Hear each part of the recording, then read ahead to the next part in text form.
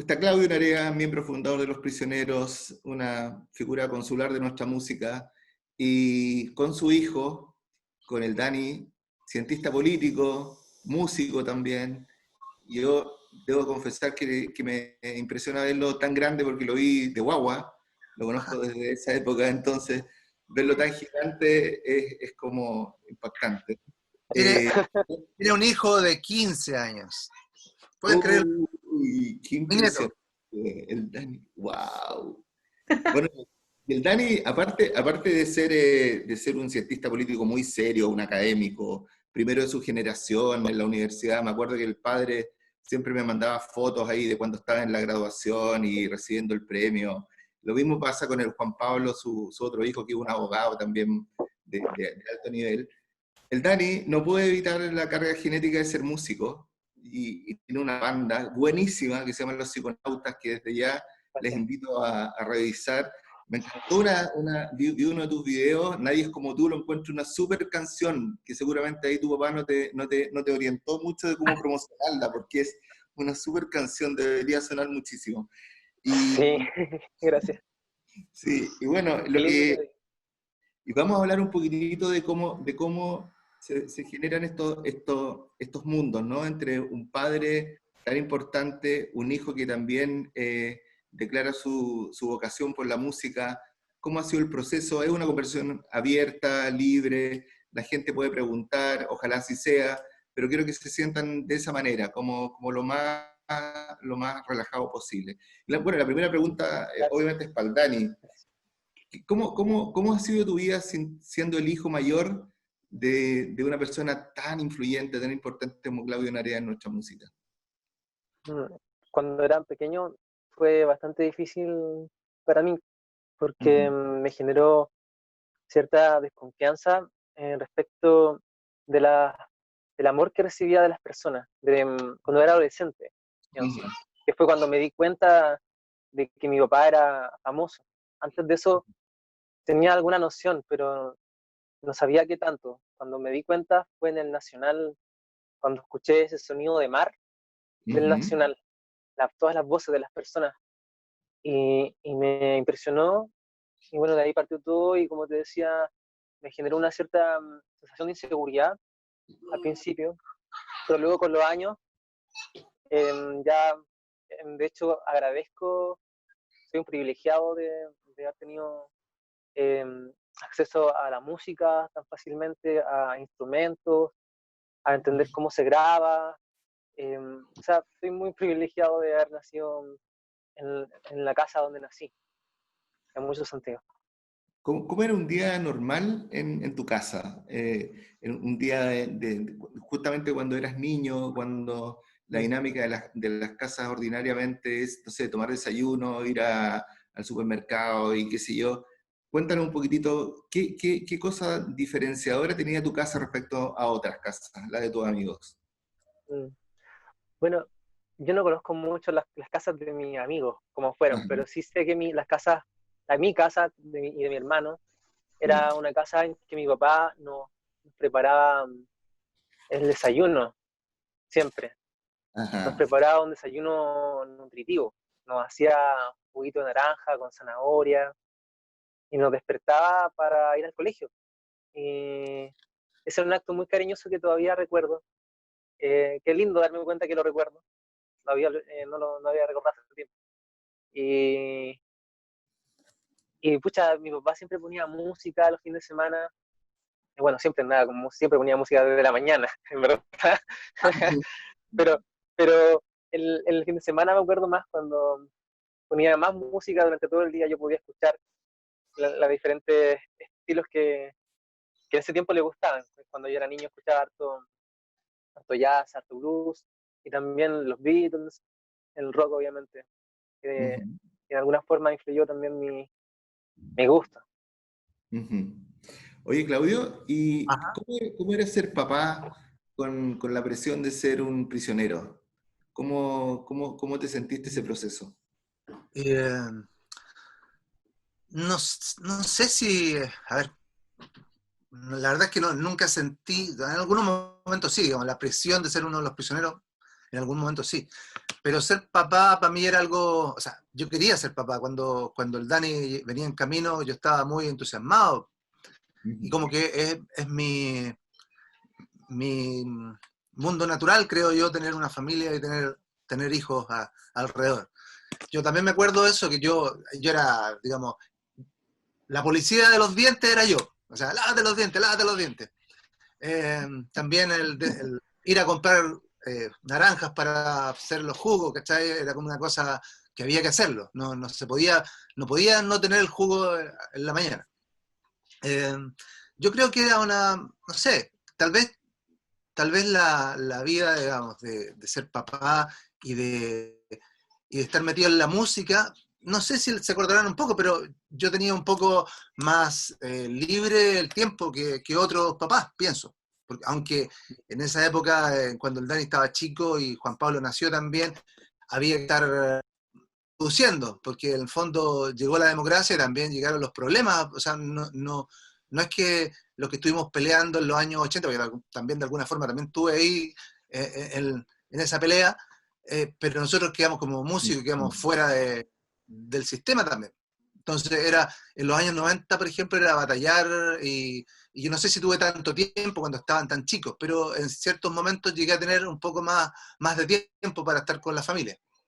Y creo que estuve harto presente. Ahí está Juan Pablo, mira. Sí, lo vimos entrar. Bueno, bueno.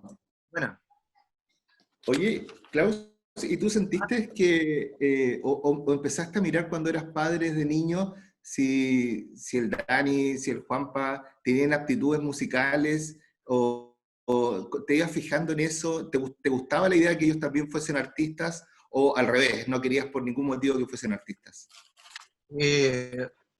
a mí, bueno, sí, le quería meter el tema de la música, pero no fue, no sé, no sé, el caso de Juan Pablo, por ejemplo, que como a los 10 años empezó a estudiar piano, no sé si está Juan Pablo ahí que quiere hablar, no tengo idea, se desconectó.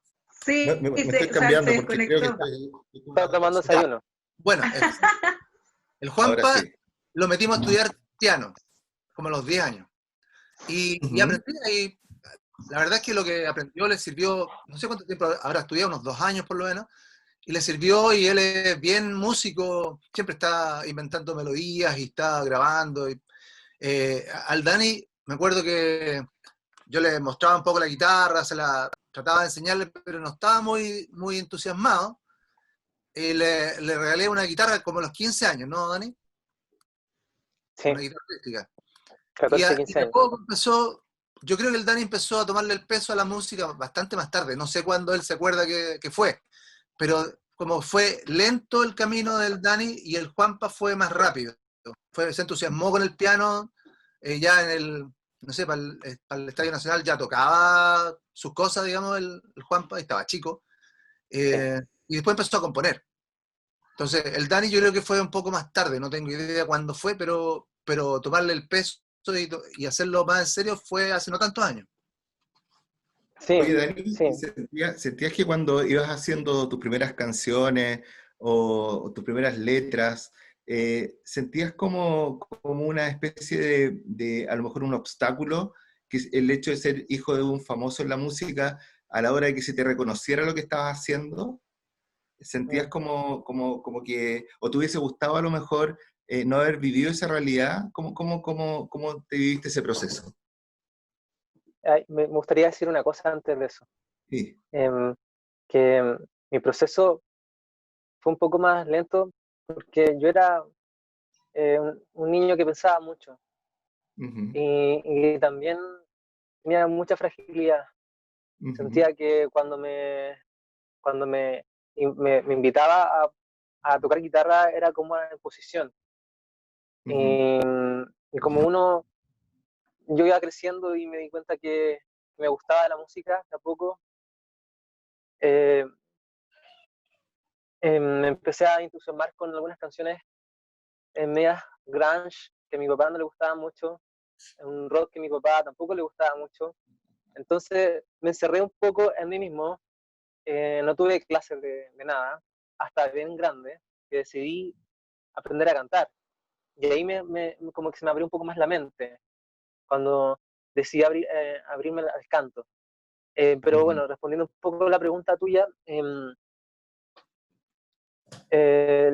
peso de Los Prisioneros más bien fue una motivación al principio, porque ocurrió cierta admiración por las canciones, que después se transformó en una suerte de tabú, porque también mi papá se peleó muy fuertemente con Jorge, y todo lo que todos saben.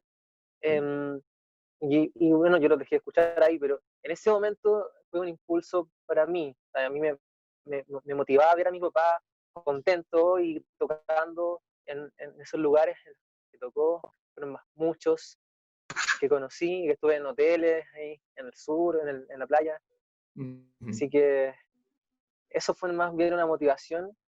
De hecho, le mostraba a mis amigos, mira, mi papá tócate el riff de la voz de los 80 o de Latinoamérica, es un pueblo. Y mi papá no le gustaba tocarlo, porque como que me decía, ¿para qué? Así como que ponía cara de, mejor eh, sigo tocando blues o sigo tocando algo rockero, decía.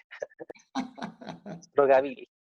Qué interesante, qué interesante. Bueno, tu papá, yo creo que una de las cosas que yo siempre le he admirado, así, pero porque creo que conozco pocos tipos que tienen una memoria tan desarrollada como tu papá.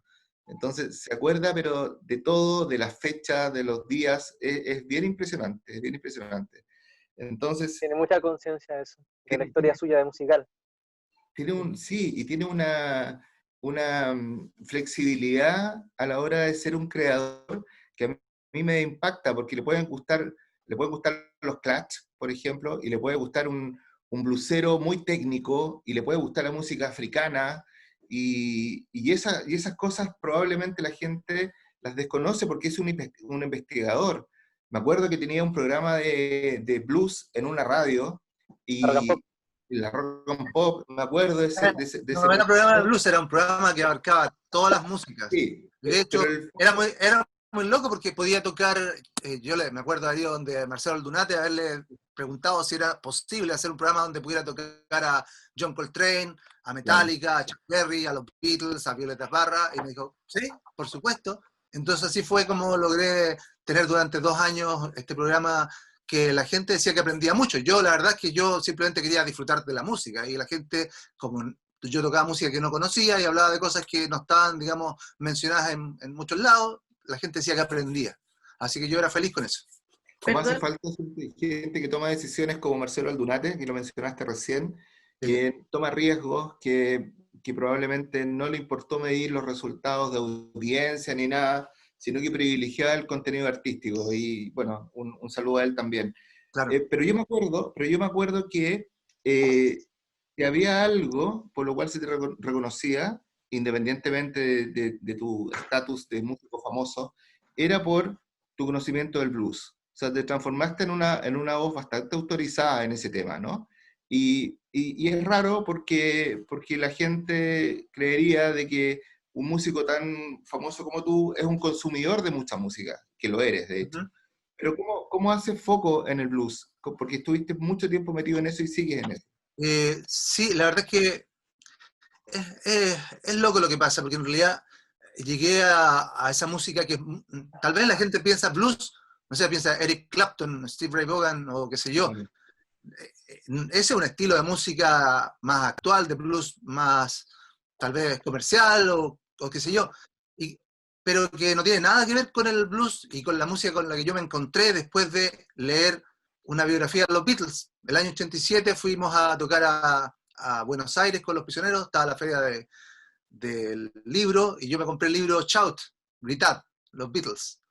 Y ahí me empecé a meter en un mundo, a leer esa historia, a leer las influencias de los Beatles. Llegué a escuchar a Jim Vincent, a Chuck Berry, y después fui cada vez investigando más. Estamos hablando de hace 33 años.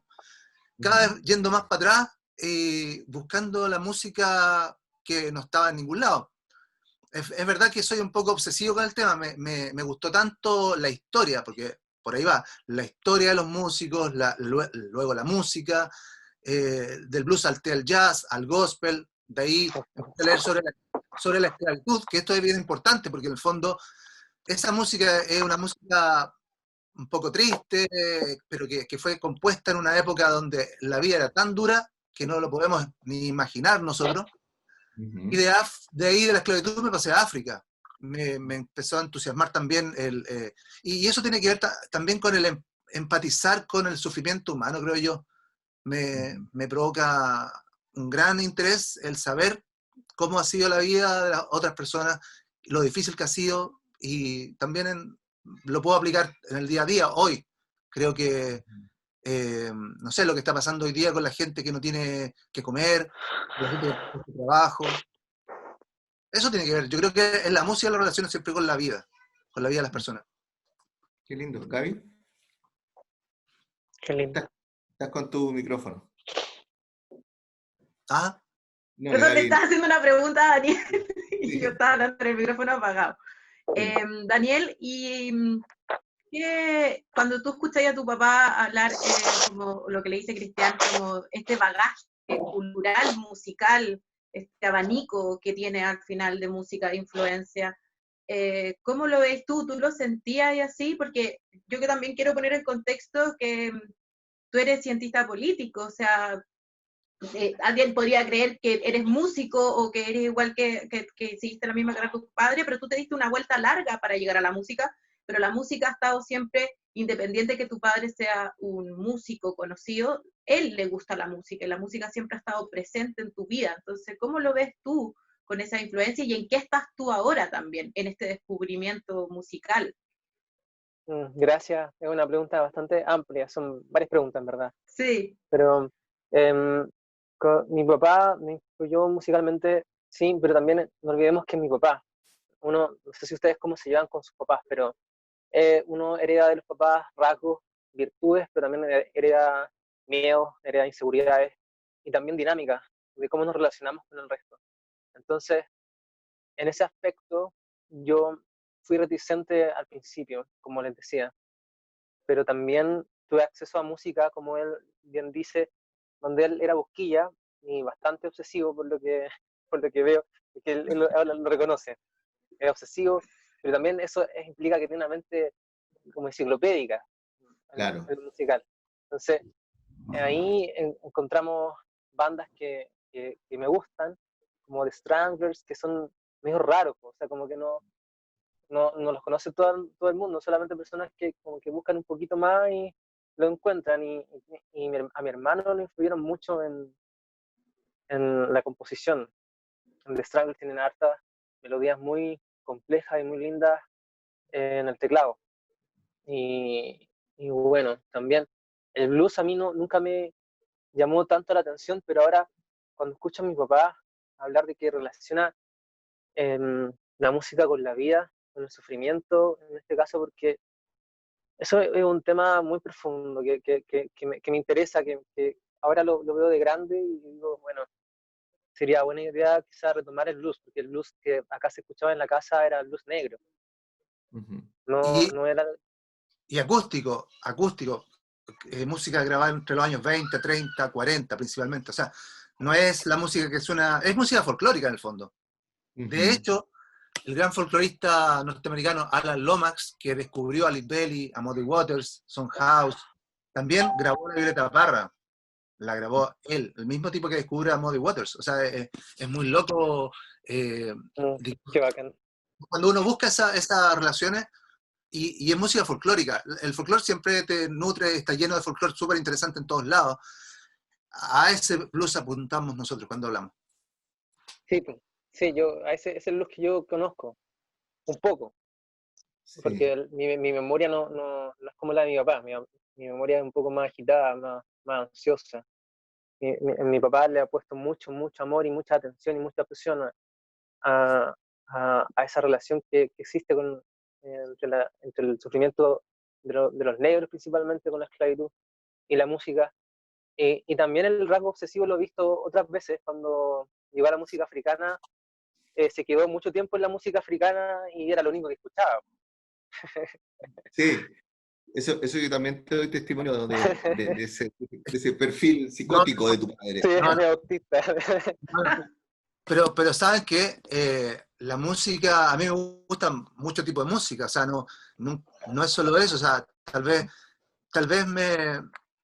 por ejemplo, acá en la casa se escucha mucha música de Nino Bravo, Rafael, Sandro, música italiana, música francesa, o sea, no es solo música negra, pero creo que la música negra está siempre como tapada, como dejada de lado, salvo ciertos artistas como, no sé, Michael Jackson, James Brown, pero hay un escritor que se llama Leroy Jones o Amiri Baraka, tiene dos nombres, que dijo, eh, dicen que Elvis es el rey.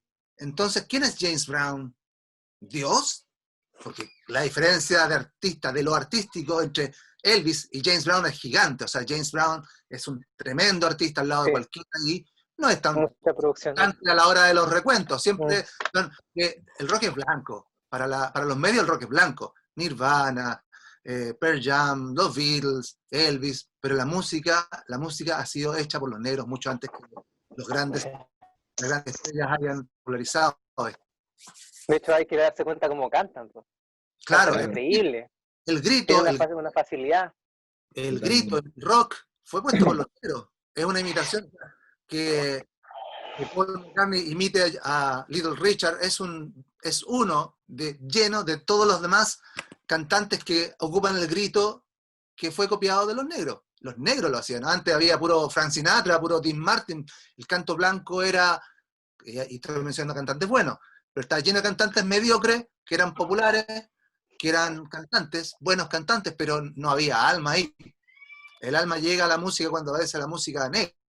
El rock en Inglaterra es importante, o aparece el rock, porque empezaron a escuchar músicos negros. Sí. Ahora yo entiendo mucho más a mi papá con esta conversa. Porque, eh, como les contaba, mi papá, donde es obsesivo, a veces se vuelve crítico respecto de la música que hay hoy día, o muy crítico respecto a música que a mí me gustaba en su momento, pero entiendo que tiene como una causa detrás que le inspiró musicalmente, artísticamente. Es la causa de, de, de mostrar, ¿cómo se llama? Que se haga conciencia de que la música también es negra y que no lo desconocemos. Muchos músicos lo desconocen y también, obviamente, las personas que no son músicos. Cuando uno se mete en la música, uno puede darse cuenta de cómo cantan. Yo hace poquito he estado escuchando un poco de Stevie Wonder porque, porque él canta muy, muy bien y hace unos melismas que son como unos juegos de notas, de cambios de nota muy, muy rápido, muy naturalmente. Yo creo que ni siquiera tenía conciencia de lo que estaba haciendo, pero lo hace, se mueve en la escala, pero perfecto y muy rápido y sin ningún esfuerzo, y muy, muy, muy genial. Entonces, es buena causa la que defiende mi papá. Qué bonito, qué bonito. Y una cosa que a mí me llama la atención y me gusta que lo haya dicho Claudio, es esta conexión entre música y sufrimiento humano, como que la música finalmente es un catalizador de ese sufrimiento. En esa línea, ¿cuál es el valor que ustedes le asignan al texto, a la letra, a la lírica de una canción? ¿Cuán importante, aparte de la música, para justamente conectar emocionalmente con la gente y vivir un proceso de transformación, es que una letra sea honesta y sincera? ¿Quién responde? Tú. Ya, gracias. Yo, en particular, tengo más cercanía con... Oh, ¿Se pegó un poquito, parece? no, Sí, Daniel se pegó. creando melodías. Me estaba llamando en el teléfono un tío, pero Ah. sí, Te estoy págale mail viendo, y te sí, estoy no viendo. contesté. Bueno, le decía que para mí es más fácil crear desde la sensación de colores que tengo con la música. Ujú, De hecho, con mi hermano coincidimos con los colores que proyectan algunos acordes. Y, ujú. y donde yo estoy meditando ya hace 3 años, he tenido experiencias de darme cuenta de mi inconsciente, de los pensamientos automáticos y también de los pensamientos más conscientes. Puedo observar cómo con la música y también mi mente forman símbolos, colores, paisajes, que yo interpreto y de repente puedo crear y llevarlo a la letra. De hecho, hace ya un año estoy practicando una forma de escribir que hace relación con estos símbolos que veo que tengo acceso cerrando mis ojos, sintiendo. Música, con música mucho más fácil. De hecho, escucho música, tengo una lista de respiración holotrópica, que es una Ujú. técnica, pero ¿para qué les voy a decir qué es? Está en Spotify, una lista personal que escucho para meditar, para llegar a estados elevados de conciencia en la meditación y también para escribir. Y me ha servido bastante. También lecturas de poesía últimamente, estoy con mi polola haciendo un taller de improvisación que me ha servido bastante. Y bueno, he crecido un poco en eso, pero ha sido reciente. O sea, yo tenía mucho más cercanía con, como les digo, con las melodías que me nacen a través del sentimiento que he ido desarrollando de los colores con la música. Y eso, mi facilidad de la expresión de hablada me ha dificultado un poco porque siempre he sido un poco más pausado. Entonces, esta vida, el sistema te pide ser ansioso, te pide funcionar muy rápido. Ujú. Y la atención plena, estar muy atento aquí ahora, es lenta, es Ujú. tranquila y la lectura uno lo puede desarrollar, pero yo leía otras cosas, leía análisis, leía ciencia y era una persona mucho más analítica y ahora soy una persona analítica, sensible, un poco más consciente, por la música y por la meditación. Qué bonito. Bueno, Claudio, sí, yo, lo que hace, yo me ¿Tienes quedé algo pensando, es yo ¿Tienes que ya, algo que tenga más valor que lo que dijo tu hijo? Difícil, ¿eh? no tengo.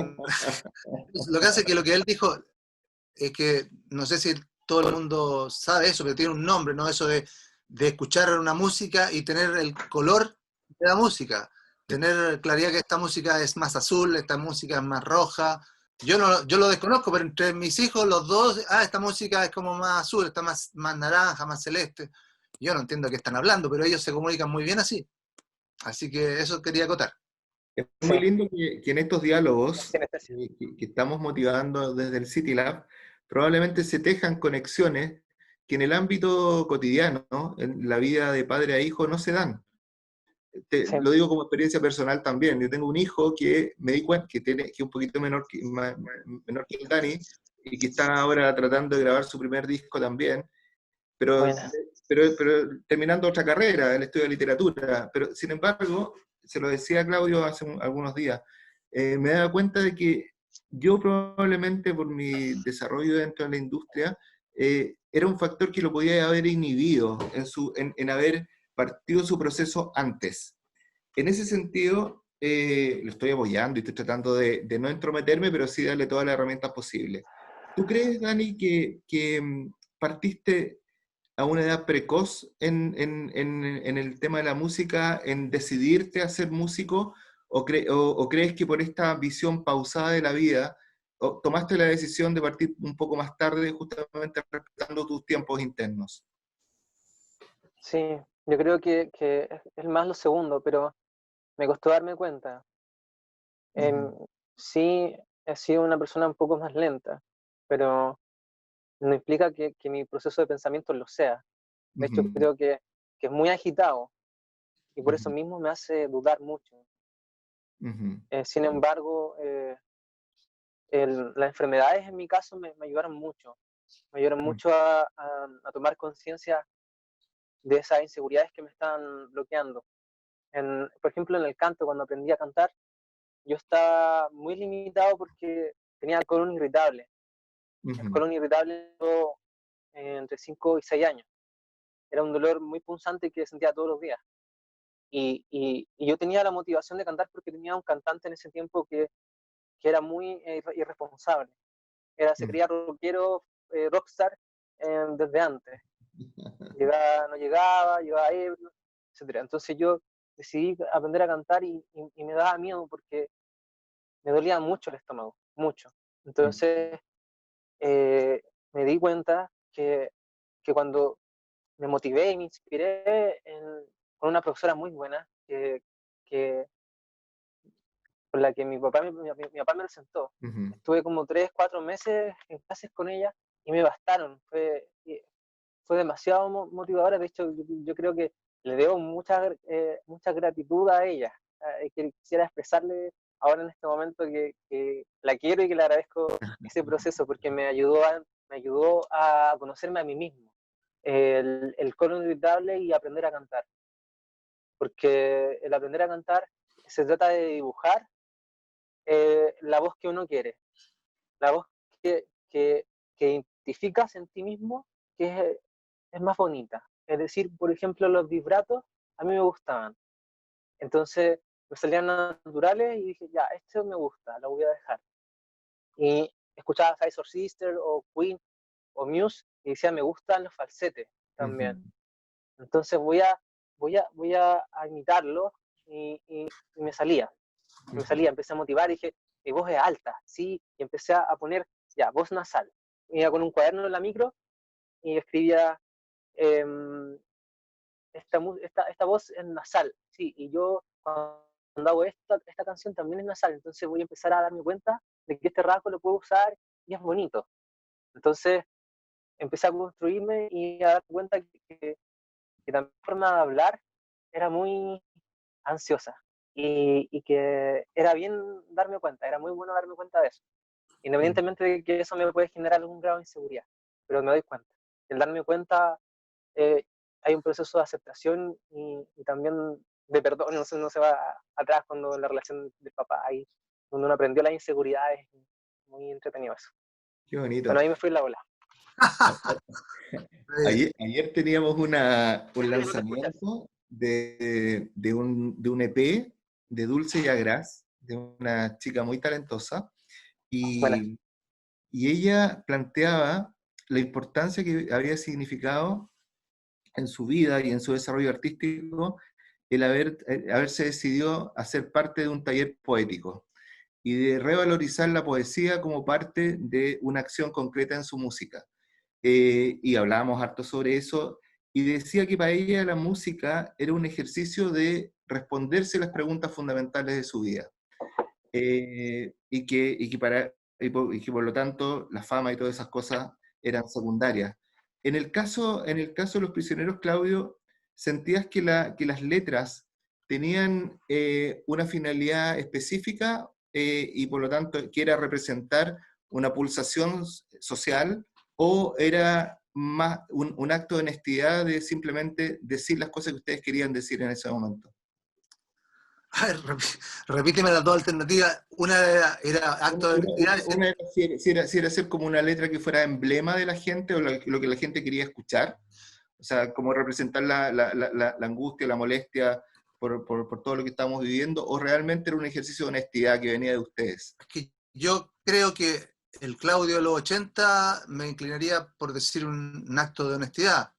Yo hoy día lo veo distinto, bien distinto. La verdad no creo mucho en la sinceridad de las canciones, no al nivel de lo que la gente cree, digamos. Ajá. Creo que hay una mezcla. Okay. De hecho, una vez leí un texto de Alfredo Levin, que escribió en algún Facebook o algo así, cuando yo estaba en la radio precisamente, hace como 20 años. Y escribió eso respecto de Los Prisioneros, como que eran letras que estaban hechas para decirle a la gente lo que querían oír. Y a mí me pareció bien malo eso, bien desagradable de ese texto, pero hoy día de alguna forma creo que no tengo tan acabada la respuesta para eso, por toda la experiencia que tengo con Los Prisioneros, digamos. Me cuesta creer que haya sido un acto tan honesto. Eso. Solo eso la respuesta tengo. Escuché eso último. Es que tuve que ir al baño, disculpen. Muy bien. No, no te preocupes. Pero, ¿qué te pasa a ti, Daniel, no sé si escuchaste la pregunta de Cristian, que tiene que ver como la música, lo que quieres decir, la poesía, la honestidad, ¿cómo va lo que tú estás haciendo y esa relación? Porque eso es lo que al final dice Claudio. Él cree que en el Claudio de los 80 sí, que era alguien que en realidad trataba de ser lo más sincero posible con lo que cantaba, ahora quizás se lo cuestiona, pero ¿qué te pasa a ti? Yo hablo de Los Prisioneros, ¿ah? Bueno. No hablo de yo Sí. solo. No, me refiero a Claudio y Los Prisioneros, sí, voy a hacer esa aclaración. Sí, yo igual entiendo un poco a mi papá, pero también me gustaría como hacer una reflexión hacia el punto medio, un equilibrio, porque en los años 80, cuando eran cabros, mi papá era cabro, el Jorge era cabro, eh, tenían ganas de ser conocidos, porque no tienen nada de malo en el contexto y, bueno, ¿para qué vamos a juzgar las ganas de ser conocidos? ¿Cachai? Sino que ver el juicio que está, mi papá era amigo de Jorge, entonces cuando él enjuicia como poco honesto, quizás, o la intención o el deseo de llegar a donde llegaron, quizá tiene que ver con el juicio de la historia entre mi papá y Jorge, que es una historia de paz, amigos. Entonces, es un juicio que se hace a la historia de los prisioneros, pero también sobre todo a la relación que ellos tenían, que yo también tengo mi propia opinión al respecto. Y siempre me gustaría verlo con amor y verlo tratando de llegar a un equilibrio en el juicio. Y qué bonito y qué honesto lo que dices. Les hago una pregunta que es para ambos. En este traspaso de experiencias, de gustos, de estéticas artísticas, seguro que hubieron algunas limitantes, ¿no? La distancia, las giras, la presión de la fama. ¿Cómo esas circunstancias eh, impactaron la relación de ustedes? ¿Positiva o negativamente? Sería bueno entenderlo. ¿Cómo afectó la gira? El hecho de que haya sido tan famoso, de estar en gira, y a lo mejor te generó un vínculo mucho más estrecho, a lo mejor, cuéntanos cómo te viviste este proceso. Yo me acuerdo que cuando fue creciendo el Dani y el Juan Pablo, de hecho, eh, la relación en general era muy buena. Cuando yo siento que comenzaron ciertas tensiones entre el Dani y yo, fue cuando empezó a hacer música, porque no le gustaba que yo opinara respecto a esas canciones, porque en el fondo si yo opinaba que estaba todo bien, le parecía bien. Pues si yo encontraba algún detalle, había un conflicto, cosa que ya ha ido pasando, ya ahora no, creo que no es conflicto ahora.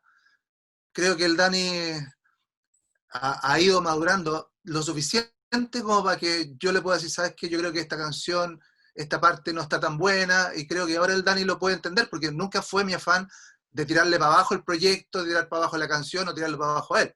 Y yo creo que en algún momento debe haber sentido eso, y creo que por todo lo que vivimos, qué sé yo, que no fueron momentos, o sea, la gente tiende a ver como las luces nomás, como que, los prisioneros, esto es fantástico, todo es fantástico porque son los prisioneros, pero no es así.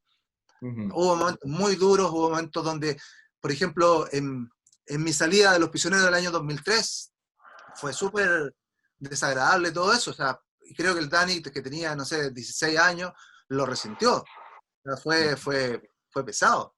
Entonces no creo yo que el hecho de ser uno de los hijos de los prisioneros, o los dos, digamos, de alguna forma, a los dos también tiene que haberle afectado de distintas formas. Yo no creo que sea algo realmente positivo, creo que también es una cosa pesada. Si tú estás en medio de un problema mediático más encima, igual tiene su carga pesada. Sí, todas las vidas tienen sufrimientos y preocupaciones, estrés y miedo. La historia de los prisioneros es una historia bien especial. No sé si se leyeron el libro de mi papá, el Biografía de una amistad, pero es un libro que es real. Yo doy testimonio de muchas cosas que están escritas ahí.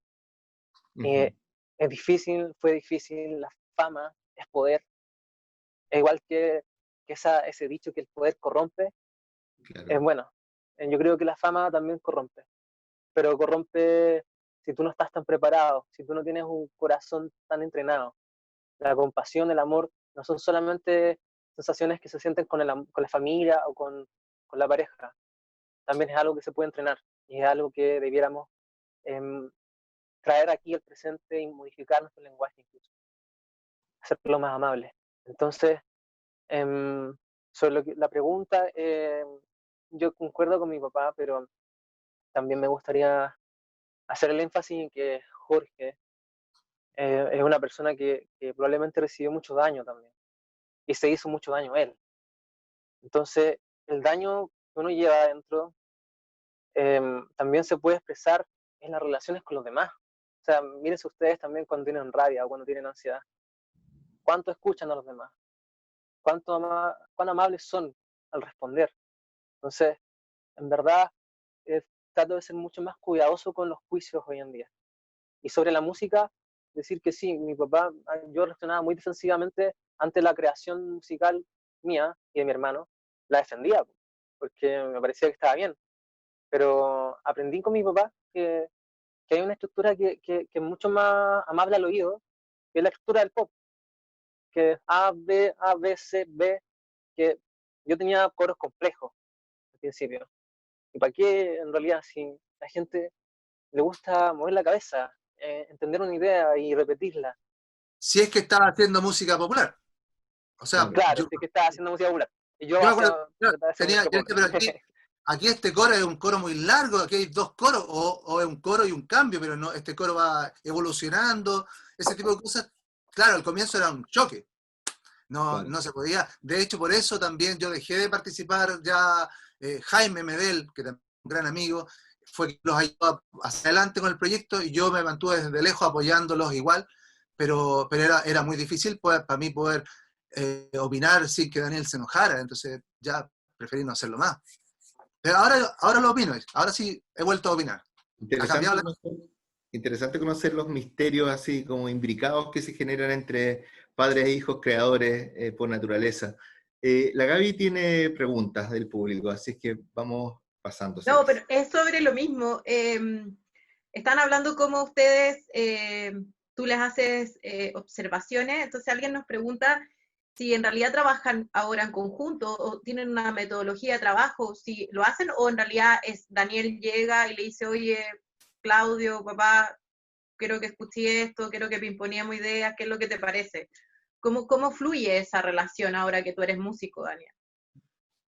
Bueno, Em, es que ahora no vivimos en lugares distintos, es que No, sí, pero Daniel ha hecho canciones, ha hecho canciones ahora último que yo me voy enterando por Instagram. Eh, pero, por ejemplo, el Dani ha estado tocando conmigo, en el verano estuvimos tocando juntos. eh, Comenzó a formar parte de mi banda, pues, tocando el bajo, para que empiece también a meterse más, porque claro, empezar con un proyecto ahora, en estas épocas, digamos, está más difícil. Si no haces trap, por ejemplo, es más difícil.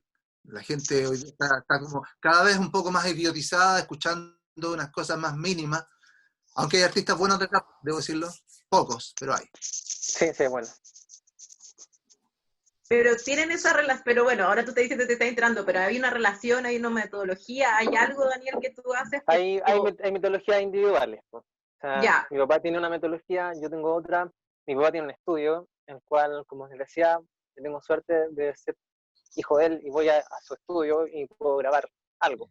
Hace tiempo que no lo hago, sí, mucho tiempo. De hecho, ahora estoy pensando pronto, en la próxima semana, 2 semanas más, comprarme una interfaz para poder tener un home studio aquí y llevarme los demos a donde mi papá y trabajarlos allá. Trabajarlos, si es que se puede. Porque ahora mi papá es papá de Alma, mi hermana tiene 4, Tres, no, tiene 3, tres años. 3 años. De años, sí. Entonces ya es un poco más difícil acceder a la casa como si nada. Es verdad. Tengo que avisarle, Pero sobre todo por la pandemia, sobre todo con la sí. pandemia. no sería conveniente que... No, Tenemos que mantener el distanciamiento físico más que en Oye, estos momentos. Pero ya, pero existe, Dani, tienen una metodología, hay una complicidad entre ustedes dos también cuando Sí, crean. sí, sí, sí. sí, oye, yo Dani, acepto lo que dice mi papá, de hecho lo escucho mucho más que antes, Ah, valioso. en el sentido creativo, Sí. porque uno puede conversar una idea, por ejemplo, de tema.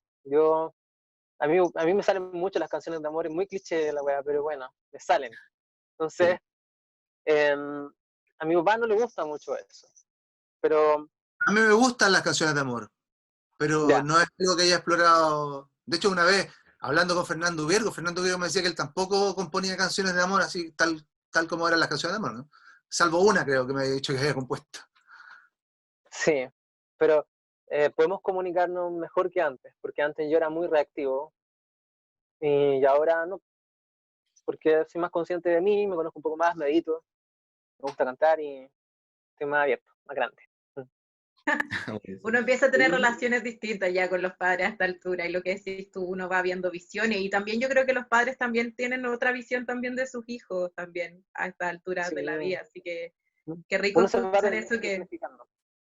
que tú decís, que uno empieza a tener mejores relaciones y empieza a ser menos reactivo. Yo creo que todos aquí que somos hijos, hijas, hemos tenido reacciones reactivas, pero después vamos entendiendo y vamos decantando, y siempre va a haber un roce, pero porque somos padres e hijos o hijas, pero al final uno también está entendiendo a los padres.